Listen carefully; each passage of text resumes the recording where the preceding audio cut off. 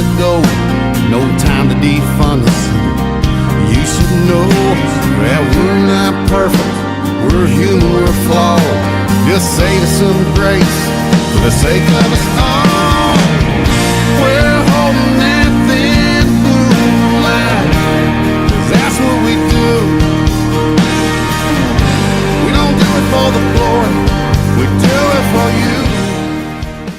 Hello, Vax Choice and Clout Hub community. Thank you so much for joining us today for In the Lion's Den, hosted by Dr. Bill Lionberger. How are you doing today, Dr. Bill? We're doing fantastic. Thank you, Melissa. Great. We have a new guest on the show today that, if you're unfamiliar with him, it is Sheriff Richard Mack. He's former sheriff of Graham County, Arizona. He is a 20-year law enforcement veteran and graduate of the FBI National Academy. He made U.S. history as the first sheriff in America to sue the federal government and win at the U.S. Supreme Court in the landmark Mack Prince versus United States case, recognized as one of the most powerful 10th Amendment rulings in the U.S. history.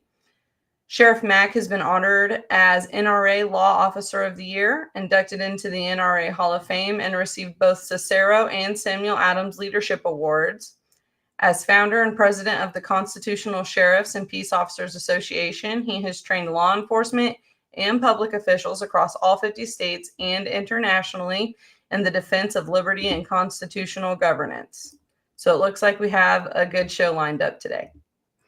We do. It's our first time with Sheriff Mack. I'm excited for his insights and information.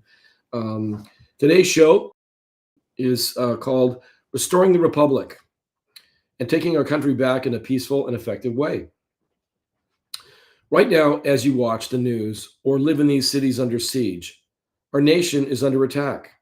Yes, we're being attacked by paid-for activists, domestic insurgents, and domestic terrorists, with the coordinated riots and unrest being planned and executed with military precision around the country.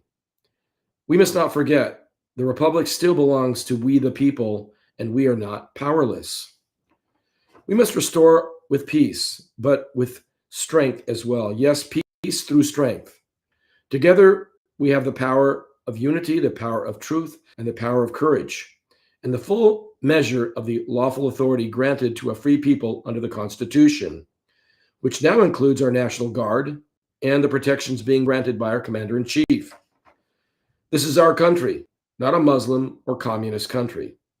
We are Americans, and we must be resolved, fearless, and guided by conviction.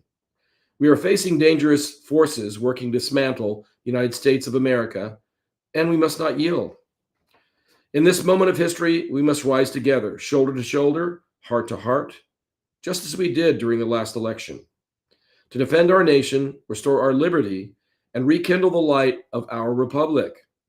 For evil cannot triumph when good men and we, the people, stand united in truth and in the enduring promise of freedom. And with that, I would like to bring on the esteemed Sheriff Mack. How are you, Sheriff?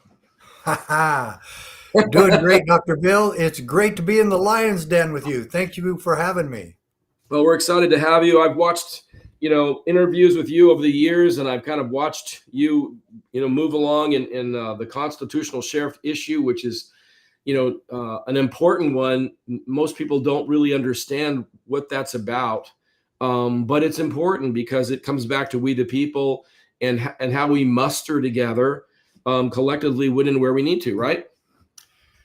Absolutely. And there still is hope for a peaceful and effective solution, but the American people have got to get involved in the process, and we offer that process to all of the people of America, everybody on this show. Just so you know, there is a way to take back America peacefully and effectively, and basically going around all the hoopla between the Republicans and the Democrats. We can stay focused on the principles of liberty that America was founded upon, and really take back our country county by county. Now, are we going to need some public officials involved? Yes, especially your sheriff. But we, the people with the sheriff, can do it. I would love to have a couple of county commissioners and maybe some city councils here and there. We'd love to have a lot of them. But bottom line, we, the people, can do it with our sheriff. And that's where the solution lies. When you talk about sheriff, the highest law enforcement officer in a county, what kind of penetration do you have, or do you think we have, in terms of true constitutional sheriffs, which gives us some idea how far we have to go, because we have, sheriffs out there that still want to plan like they're doing lawfare and they're doing politics and whatever. Where are we at in that fight? Well, that's why we formed the CSPOA, cspoa.org, Constitutional Sheriffs and Peace Officers Association, because they're key to all of this. And the sheriff is the chief law enforcement officer in every county. Regrettably, there's 3 states that don't have sheriffs, and that's Alaska and Hawaii. They never formed the office when they started. So we're trying to deal with the chiefs of police in some of the areas in Hawaii. Also, Alaska, they don't have that much. We really need to work with local police there. I've been to all 50 states, as Melissa mentioned in the introduction. But the most difficult ones are the ones that don't answer to the people. They answer to other bureaucrats or to other politicians or other committees. And horribly, the state of Connecticut, one of the 13 original colonies, actually got rid of the office of sheriff about 30 years ago. They voted the office of sheriff out of the state. And the 8 sheriffs in Connecticut all agreed with it because they were offered some big high-paying jobs that doubled their pay. And they said, oh, yeah, heck with it. We're gone. So if the sheriffs had stood and had a little guts and not been so greedy, we would still have sheriffs in Connecticut. But we're focusing now on the 47 states that do. And in every one of those states, the sheriffs are still elected by, for, and of the people. So the people's voice is being heard, but there is a movement to have sheriffs appointed. And they did that recently in King County, Washington, and St. Charles, Missouri, and a few other places are trying to do it as well.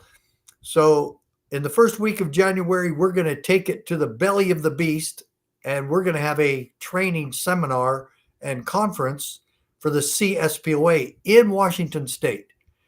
And we're going to let the governor and the state legislature and the attorney general, Brown, and other county commissioners and other politicians across the state, we're going to let them know in no uncertain terms, none of you can fire the sheriff. None of you can hire the sheriff. The sheriff answers to the people, and they are his boss within his jurisdictional authority in his county. And only they can tell the sheriff what to do. Only they can fire him, and only they can hire him. And in other words, he's very independent, and that's the way it was meant to be. So that's why we're going there. We're raising money for that right now. And anybody who would like to donate to that or attend, let us know. But you can donate at cspoa.org. Another thing that people may not know, those of us that are sworn to work and serve in law enforcement, we are there to follow the Constitution. We're not there to do the edicts of a town necessarily. When they come in conflict with our Constitution and the higher authority. And one of the things that the sheriff has the capability of doing is saying, wait a minute. And I saw this during the complete COVID debacle, where sheriffs are saying, no, we're not going to do masking and that, right? We're not going to go out and, chase people down at the five and dime and arrest them for masking. It's like, no, so you saw examples of, smart people doing smart things and in dumb situations and dangerous situations, but they have the ability, right, to make choices that are other than what these bureaucrats are pushing them to do. Well, exactly. And we're really proud that there were about 550, maybe a few more than that, during COVID that refused, the sheriffs that refused to enforce it. As a matter of fact, as part of our presentation, we give the story of the Tale of Two Sheriffs, kind of a takeoff of Charles Dickens' A Tale of Two Cities. And Sheriff Chronister in Tampa actually arrested a pastor for conducting church service. In the United States of America, where the First Amendment reigns supreme, protecting freedom of religion, a sheriff made an exception for the rule. If anyone had church service in his county, he would arrest them. So he arrested Pastor Rodney Howard Brown. Later on, the charges were dropped, but regardless, the sheriff still did it, misused his badge, misused his authority, and arrested a pastor for having church. How Nazi can you get? However, on the other hand, in New Mexico, Sheriff Glenn Hamilton was approached by a pastor in his county who told, and his name was Caleb Cooper, Pastor Caleb Cooper, and he went to the sheriff and said, I just want you to know I am not going to close my church down as ordered by the state. And I want you to tell me how you're going to protect us.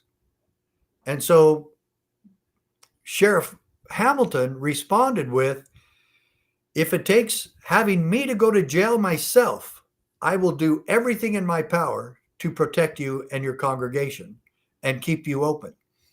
So here came the state police one Sunday to the church. They were met by Sheriff Hamilton. Sheriff Hamilton told them in no uncertain terms, I have deputized every adult in that chapel. I have deputized Pastor Caleb Cooper. They are all under my authority and work under my authority.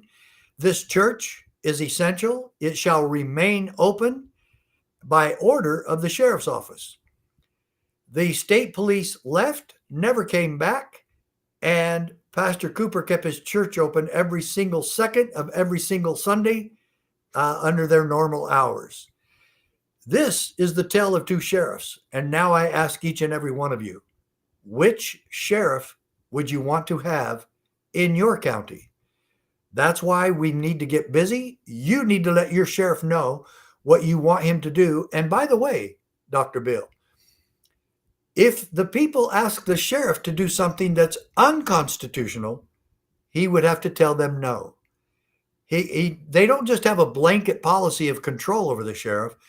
As you said earlier, he is a sworn officer to protect the Constitution and the civil rights of all people. So they cannot tell him to violate his oath.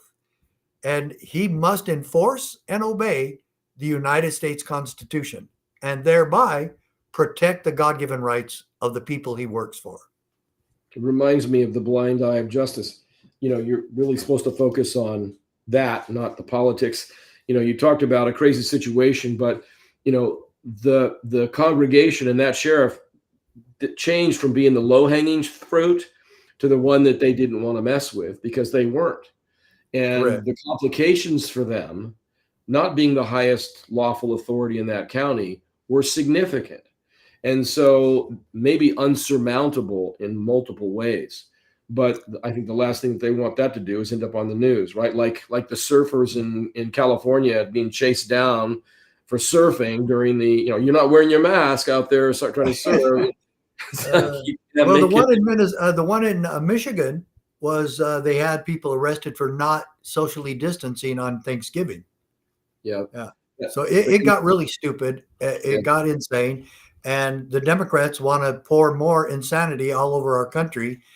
And it's time that we take a stand, folks. And sometimes it's Republicans that do the same stupid things. We've got to let them know we will not put up with this anymore. And again, this is a peaceful and effective process, just like Sheriff Hamilton did.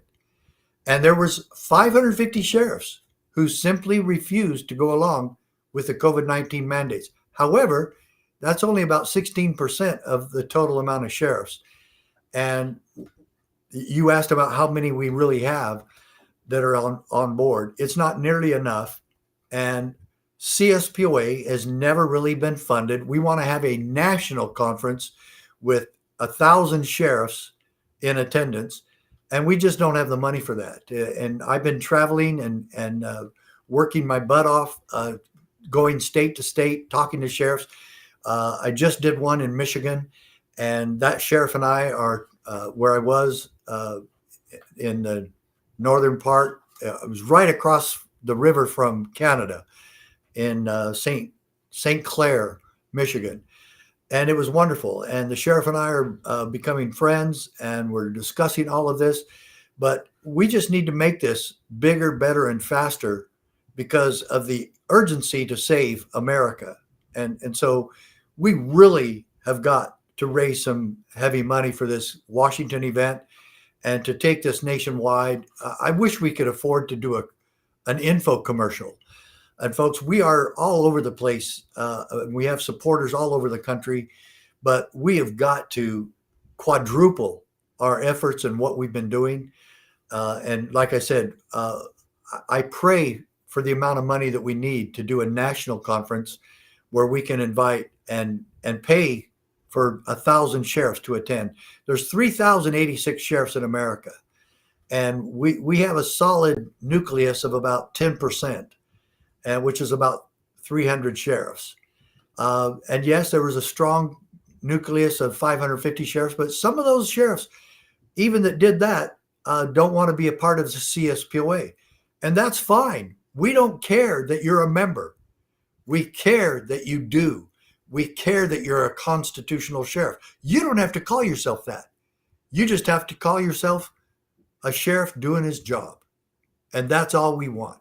But it's really difficult to do if you're not educated about the Constitution and your oath of office. I wanted to initially start a foundation with you and kind of give everybody an idea, where this is at with the constitutional sheriffs and its importance, its foundation, and the power really of sheriffs in their county to be able to do the right thing, follow the Constitution, and protect we the people. I want to kind of shift into today's time. We're now, all over the news right now, we're seeing, riots, protests, domestic insurgency, terrorist movements. These are planned, and this is part of the playbook. Everybody says, well, there's a playbook, right? And it appears in all forms as the left's playbook because they don't have another one, I guess, because it's not working for them. But at the end of the day, these people are being paid to riot, and now they are domestic terrorists. That's a really big shift, isn't it? It really is. And look, we've had some crazy things going on, during the 60s, the assassinations of JFK and Martin Luther King and RFK, and the protests about the Vietnam War, Muhammad Ali refusing to go to the draft. And he won that case unanimously from the U.S. Supreme Court, that he had a right to object. I think we need to use that today. We, the people, need to use that. We need to be conscientious objectors to what our government is doing, and really run with that. But we've had the crazy things going on for a long time, and nobody ever thought it would get crazier than the 60s, but it has. The assassination of Charlie Kirk and the assassination attempts on Trump, and people being killed all over our country, and the crime rates going crazy, and governors and mayors saying, we're fine, we don't need your help. And the people who are victimized every day in those areas are saying, yes, we do. So how crazy and insane could it get? Any worse at all than what the Democrats are doing to say, this is our crime problem, and we don't need your help. And I'm going to be running for president or anything else I want because I've been really good at stopping crime. People don't want the crime here. We don't want the cartels here. We don't want the international terrorists here. We don't want the human traffickers here. We don't want the sexual exploitation of children. And yet these Democrats are literally telling them, we want more of this because we don't want Trump interfering. Can you believe that anybody would be so stupid and insane to say such a thing? But my question to the sheriffs in Chicago, which is Cook County, and Multnomah County in Portland, and Los Angeles County is Los Angeles City also. Those three sheriffs, where are you? Why aren't you going to the chief of police and to the mayor in those counties and saying, and those cities, saying, if you're not going to clean up your city, I will, because I have jurisdiction through the entire county. And the people of the city vote for me just like the people in the county does. I will clean up the county. And if I need federal help, I'll call for it. If you refuse to help and work with me on this, that would get it done tomorrow.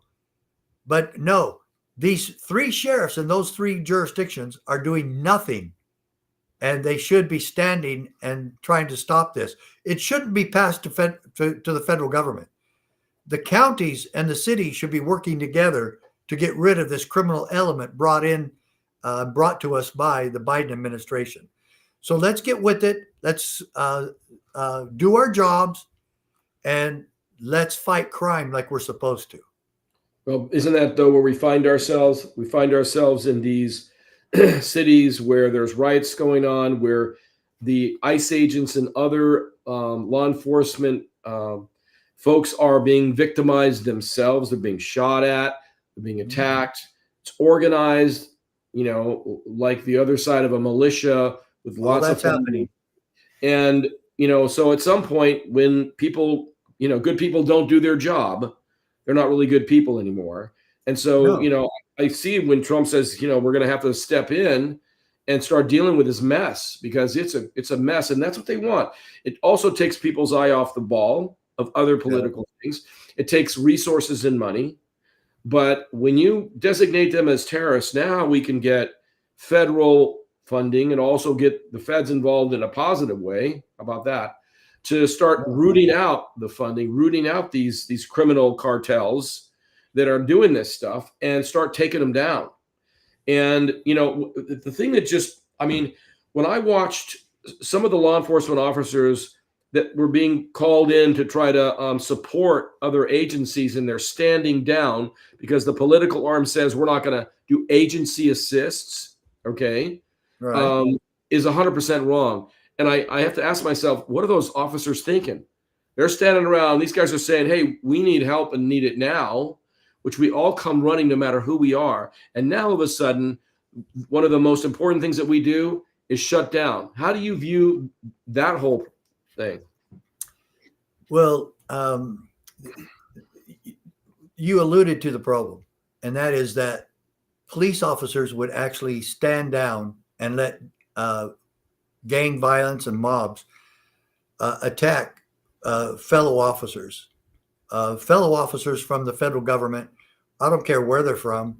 They're just there trying to do their job and undo a horrible crime committed by the Biden administration.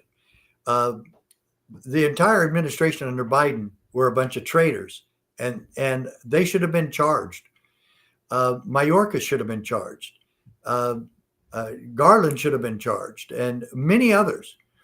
I always said that Biden couldn't be charged because he wasn't mentally fit to stand trial.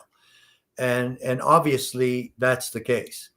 But at the same time, look at all the crimes they committed. Inviting terrorists into our country. They knew terrorists were coming into our country. They knew the cartels were coming into our country, and yet they allowed it. And the only reason was so that they could stack the deck when it came to voter rolls. And now it's going the other way. People are leaving the Democrat Party in droves because we all found out what they were doing. And now they're still doubling down on their idiocy and their insanity of wanting to keep those people here. Well, of course they want to keep them here because they spent 4 years trying to get them here. And they didn't want it to be for nothing. They still want control. And they want a monopoly over political power. And it looks like it's having the reverse effect now that they're losing so many voters, and rightfully so. But Washington warned us that a two-party system would be the bane of American liberty. And we're seeing that play out. And I don't think there's any way that the Democrats and Republicans are going to vote to not have parties anymore. But we don't need them. They're not an essential part of our government. Anybody can still run for office and do it the way we've been doing, except no adherence and loyalty to parties, which has taken over loyalty to our country and loyalty to our oath and constitution. So the real problem is that politics has gotten way out of hand. It's become violent. It's become so evil that they don't even care anymore. And that we see it. They don't care anymore because it's been so long that they've been getting away with this. And in a democracy, they think they can do anything they want. And really, in reality, they can. And we've seen it play out. As long as they have one more vote than 50%, they can do and get away with anything. And if the media is on your side, again, you can get away with anything. And that's what's been happening, especially under Obama and Biden. Yeah, if the media is on your side. Back to bought and paid for. Right now, we're seeing in New York City, we're seeing this socialist Zoran Mamdani, basically in a potential situation where he could become in charge as the mayor. Right? It's such an important city, and it's gone so far that they're about to elect this guy into this critically important post. Your thoughts? Extremely dangerous. Obama was a communist. Mamdani is a communist. Look, socialism and communism are paternal twins. They're very, very similar. Where government controls everything. Land ownership, businesses, manufacturing, they control it all. They control the money of the rich, and they think that taking money from those who've been very successful and giving it to them who don't work is somehow a kind and generous gesture for government to control. Look, Elon Musk doesn't owe anything to you and me. Amazon, Apple, all these major companies, they don't owe us a thing.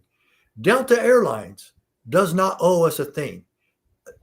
They want to provide a good product to us, then great.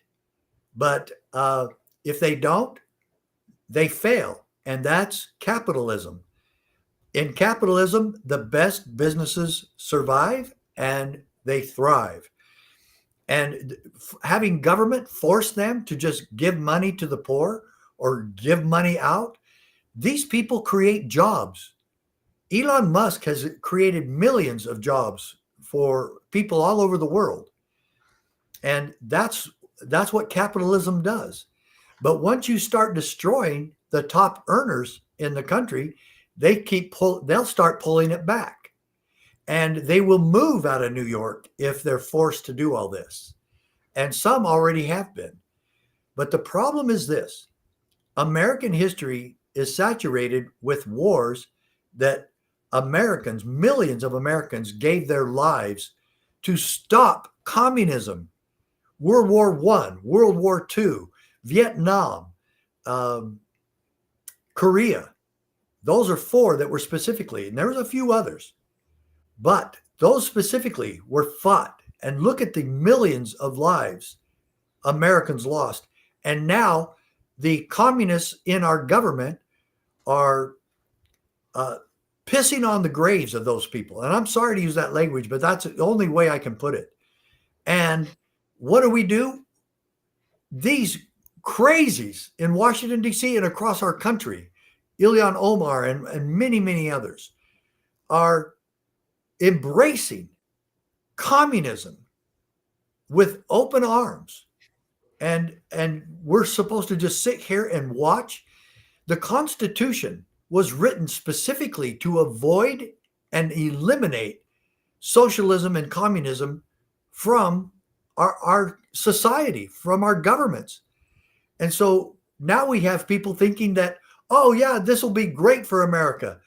It's never been successful anywhere. Now people say, oh, well, look at the socialist countries that still are making it. You want to go live there? You go live there and then come back and tell me if they're making it. Look what they do to the people. Look how people are treated. There's no human rights in any of these countries that are embracing communism, especially.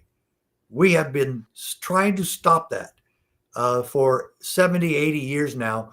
And now we've come full circle to where we're embracing all of the abuses of King George III and of the communist dictator Khrushchev, who warned us that one day America would wake up and be embracing these ideals without us firing a shot.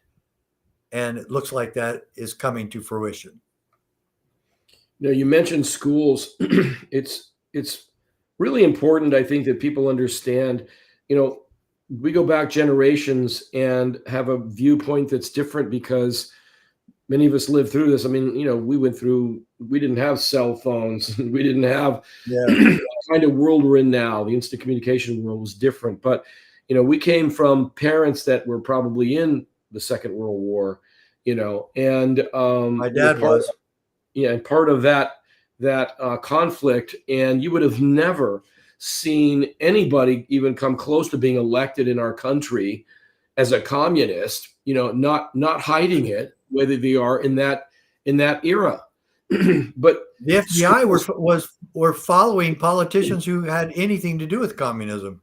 Yeah. And probably illegally in a lot of ways, but still the American people were scared to death of communists within and from without. Right.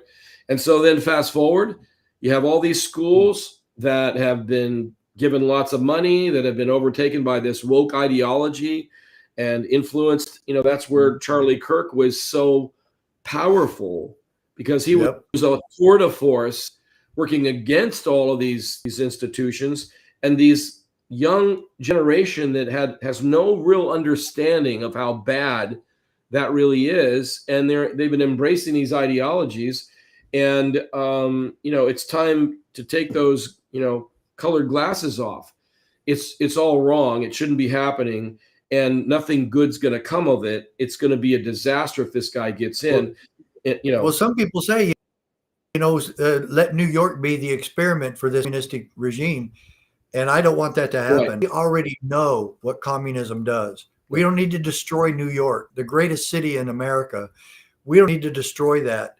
But it doesn't look like we're going to have much choice the way it's going. Anyway, I think it's a statement to, how much change has to go on in our education and our, the training of our younger generations to understand how important their Constitution is and what brought it about, so that we don't find ourselves back, tripping over these kinds of things and then having to deal with it.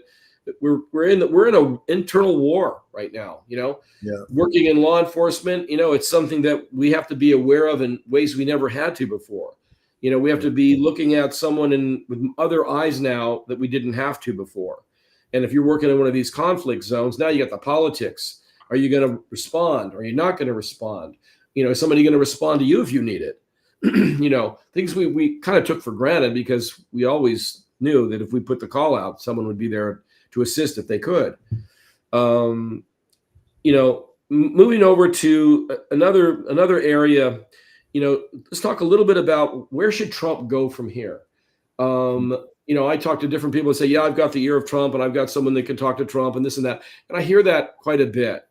I think that sometimes people don't really recognize how many wheels are spinning in the government, especially that branch, and how much you have to keep track of. And go, well, how come this hasn't happened yet? And how come that hasn't happened yet? Well, let's see. You got to root out the bad guys, right? You got to bring in the good guys, which is always being delayed from the other side every possible way.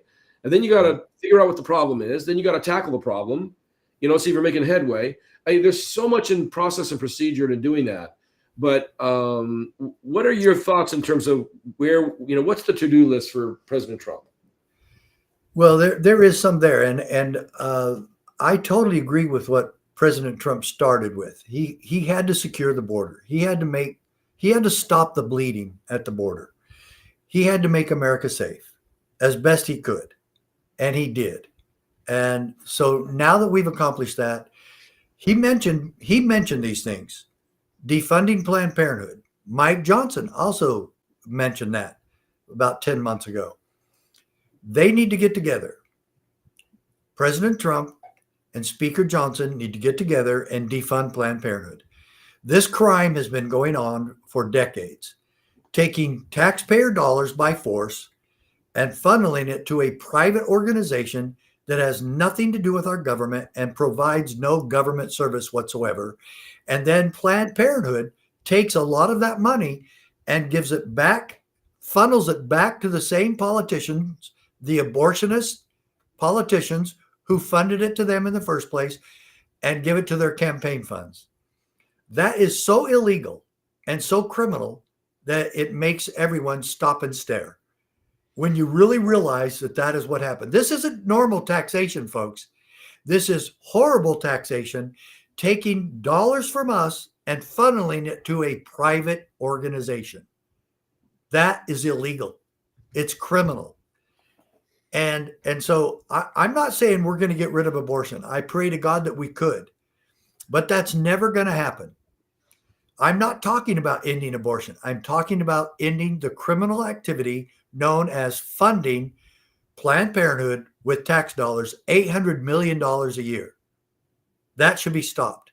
Second, the IRS is a unconstitutional, un-American organization. Ronald Reagan said the IRS reached within justice and it's time for a rebellion. We shouldn't be forced into that position with a bullying organization that intimidates and goes after people illegally on a tax code that is so convoluted that even they don't know what it means. The enforcers of the tax code don't know what the hell it means. And so that tyranny must be removed from America once and for all. The IRS and freedom cannot coexist, and they haven't. Freedom has been the victim. And then you hear Trump talking about the Federal Reserve. He's talking about firing Jerome Powell, or he's doing the wrong thing. The whole organization is, and it shouldn't even exist. Article 1, Section 8 of the U.S. Constitution says Congress shall coin money and regulate the value thereof. That should never have been abdicated to the Federal Reserve. The Federal Reserve consists of international banksters. They're not a part of American government. They're completely independent, just like when they were spending $2 billion to renovate their offices. Who okayed that? They did. They're not part of our government. And that should be completely abolished. Fire all of them, President Trump, and let's get back to a real money situation. And what happened to us auditing the Federal Reserve and the gold in Fort Knox? I think they backed off because they knew it wasn't there. But I would really still like to see that, the ramifications notwithstanding. And then another one is President Trump did spectacular at the United Nations, calling them out and criticizing their horrible record. And that you only need to take that one step further, President Trump. Get us out of the United Nations. It's a communist organization. It always has been. It's been anti-American from the get-go. And they should get out of the U.S. and U.S. should get out of the UN. Other than that, there's not much else to do except get us back into business and open the government. And that should happen too in a different way. Anytime government closures happen, the first stop check payments should stopping salaries of government, of Congress. And then we would never have this problem again because these people are so greedy and so selfish. They're still getting paid. Why? They're the most inept, corrupt part of our entire government. And so let's not pay them ever again while there's a shutdown. And the American people need to stop electing these criminals and corrupt politicians to go back to Washington. What in the world are we thinking? Re-electing these people over and over. Grassley should retire. Nancy should retire. Maxine should retire. There's a lot of them should retire. Normal people want to retire, but not politicians. Because they're crazy. Yep. These people are there. They still have the ability to, these special interest groups paying for their re-election campaigns, et cetera, et cetera. And as long as we have that, it's hard to get a fair and honest group of people that are there for the people and not for their special interest. Until we put that brings up one other point there, and that is huge corporations donate to both the Democrat and Republican running for the same office. Right. They're buying the position. Come on. Yep. So we still have the 80,000 IRS agents probably with guns now. The Federal Reserve, which basically doesn't have to tell you what it's doing. The question about Fort Knox, where's the gold? It's kind of like, where's the Epstein list? It's floating somewhere. But we still are making, in spite of all the craziness, work is still getting done, and I'm seeing work get done. And here's the thing: there's no perfect person, there's no perfect president. No, of course not. No perfect situation. But I believe that in the time frame that he's been there, we had to shift gears. The border got straightened out in its current form faster than it's ever been. He's done a lot of great things. Many things are showing fruit of that labor. So yes. I'm hopeful that things are going to continue on that vein. I know that we're seeing important things with Kennedy and his side, really shining a light on the dangers of vaccines and in spite of the crazies on the other side that are, basically paid by the pharmacological industrial complex. So a lot's been discussed. I wanted to open this up for some Q&A. We're reaching the back end of the show, and I was going to bring on Melissa and some questions behind the scene, Melissa. Yes. So first, could you maybe give people like what it means to be a constitutional sheriff? Yeah. Great question. But it's a simple answer. It's a sheriff who takes his oath of office seriously. Every sheriff in this country, every peace officer in this country swears an oath of allegiance to the Constitution. How many of them have ever read it? You can't keep an oath to something that you don't know anything about. And how are we in law enforcement going to protect the civil rights of all of our constituents if we don't even know what those rights are? So it takes some effort to know and understand the Constitution, especially per the intent of the founding fathers who wrote it and devised this great godly constitutional republic for all Americans. And that's another thing. If you still think we're a democracy, then you're wrong. That is not true. We were never intended to be a democracy. Democracy is not mentioned in any of our foundational documents, but the word republic is. Do any of our public officials ever quote the Pledge of Allegiance? And to the republic for which it stands. We've got to know and understand what form of government we are, and we've got to understand that we are bound by the rules of a constitution.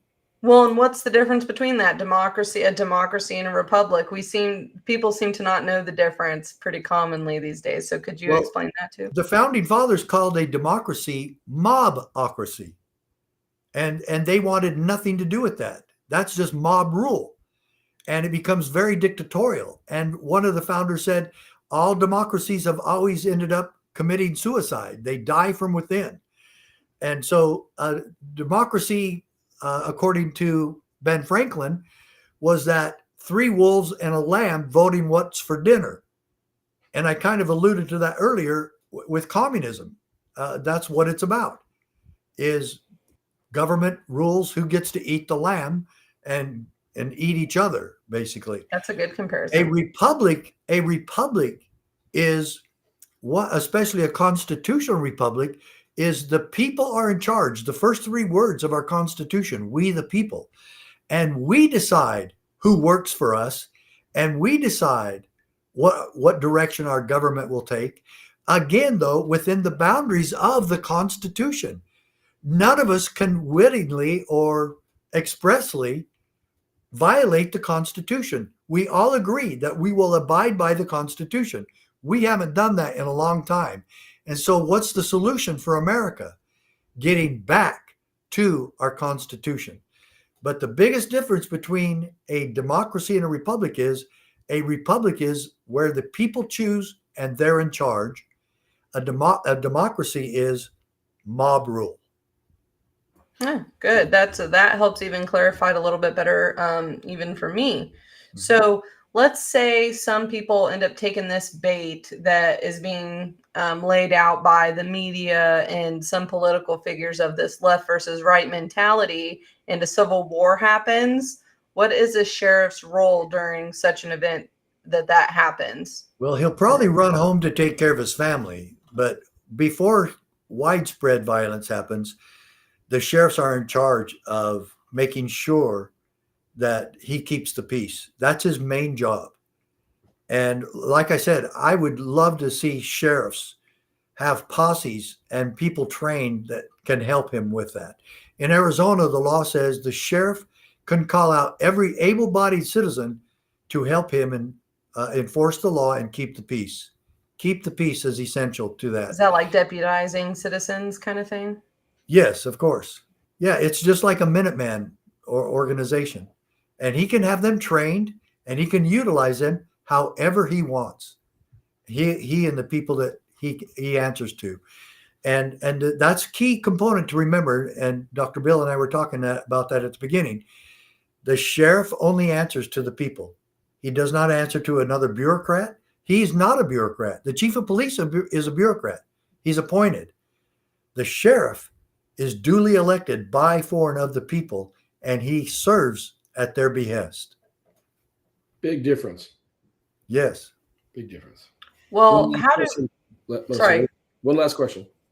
Yeah, I was just going to say, obviously, we're seeing a growing distrust in the FBI and just law enforcement in general sometimes, and it seems to come from different angles. Like the left, the Democrats will have their reasoning, they're all racist, this, whatever, the defund the police side. And then you have the conservative side that's the more conspiracy oriented, that, all the sheriffs are Freemasons or all the FBI is a corrupt government and all of this. How does the FBI override a sheriff, and how can the people in the area learn to maybe be more trusting again of our local law enforcement, to be able to trust them to fight that corruption from the FBI? Yes, I understand. And my dad retired from the FBI in 1975. My cousin was a deputy director of the entire organization. He was number 2 man in the FBI for about 10 years. I graduated, as you mentioned, from the FBI National Academy. That's while I was sheriff. I went to the 11-week course to do that. I always wanted to do that, and I did it, and I loved it. They do very good training. But the FBI has a long history, even now, with Kash Patel in there, and I supported Kash Patel for that office. But the one I wanted before then was former Sheriff Mark Lamb from Arizona. Very strong law enforcement background, very strong constitutionally. We needed somebody new, not a Washington insider. And a lot of that Kash Patel did bring, because he didn't grow up working for the FBI. But the problem is the FBI still has this aura about them, this problem with them, and that is that they'll do what they're told. They're Nuremberg officers, and they should never have got into that habit. It's horrible, too many federal agencies do that, and there's too many federal agencies. First of all, the federal government only has 5 law enforcement authorities granted to them. 5: treason, counterfeiting, felonies committed on the high seas or piracies. They're supposed to, according to Article 4, Section 4, protect our borders from invasion, and then the violations of treaties. That's it. They don't get any more. Read the 10th Amendment. That's it. They do not get any more than they were delegated. That's what I sued the federal government on. Everybody needs to be very familiar with this case. Get these books. They fit in your shirt pocket. This is the case that every one of your listeners, everybody part of this program today should get this, read the case, understand it, because it gives a lot of answers to what you're talking about. It says, and I'll finish the answer to your question with this. A quote from the Supreme Court case, my Supreme Court case, from Justice Scalia and the Supreme Court. But the Constitution protects us from our own best intentions, and it protects us from the crisis of the day. Folks, that is so true. And it sounds like Scalia was talking to us during COVID. Well, maybe he was. God rest his soul. But this decision came out June of 1997. It's been almost 28 years. And I'm so proud of this case and that I was a huge part of this case. But folks, we have now got to get involved. The solution is we, the people, have got to be involved. And the best person we can be involved with is our sheriff. You need to find out if he's constitutional. If he's not, get another one. Or if he's not, let's get him educated. And that's what we do. We provide training called the Constitution for Law Enforcement. Let's do it together. Fantastic. Sheriff Mack, it's been amazing having you on the show today. Great topics. You're an expert at these, and I look forward to maybe bringing you back on for more discussions as things continue to unfold. It's a very fluid situation really out there with all of these No Kings protests, which have nothing to do with No Kings at all. It's all about there wouldn't be a protest if he was king. Right. How do we create anarchy really is what it's about, and the rest of it that you discussed. But again, I wanted to thank you for being on the show today in Lion's Den, and we'll look for another show from you. Thank you. Thank you. See you soon. Thank you. Thanks, Melissa. Blue lights and sirens, yeah, it's time to go. No time to defund us. You should know that we're not perfect. We're human, we're flawed. Just say to some grace for the sake of us all.